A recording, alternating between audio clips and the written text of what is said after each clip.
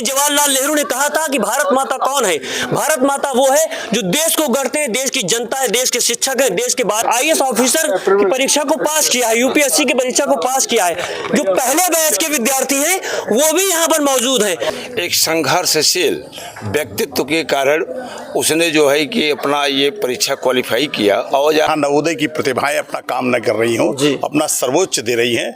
मैं इसलिए कि जो सपना था पंडित नेहरू का, राजीव गांधी जी का, कि कोई संवैधानिक संस्था नहीं है, चाहे वो व्यवस्थापिका हो, कार्यपालिका हो, न्यायपालिका हो, सभी संस्थानों में नवोदय ने भारत को जोड़ने का काम किया है। कि देश की जनता तब बनती है जब छात्र बनते हैं, जब शिक्षा की बात होती है।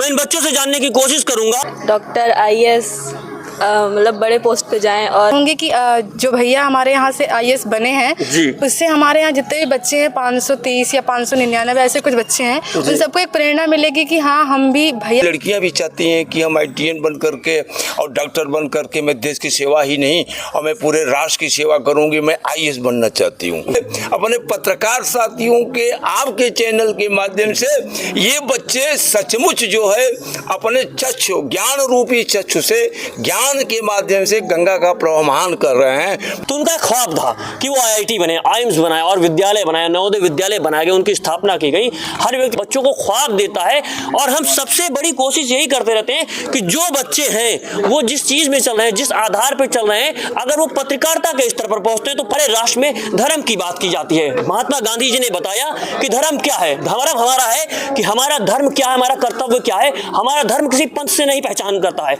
हमारा धर्म होता है कि हम क्या कर रहे हैं। अगर हम विद्यार्थी हैं तो हमारा सबसे बड़ा धर्म है कि हम विद्यार्थी जीवन को स्वीकार करें। होगा कि नवोदय विद्यालय का हर बच्चा, आप देख रहे हो, जूम करके दिखाओ, ये बेटा जरा जूम करो, ये जो सूर्यमुखी के फूल है ना, ये बच्चे हैं जी। सूरज जिस तरफ निकलता है, सूरजमुखी का फूल उसी तरफ घूमता हुआ चला जाता है। हम आपकी छत्र छाया में हैं और अंत में, क्योंकि नागरिक होना बहुत कठिन कार्य है दोस्तों।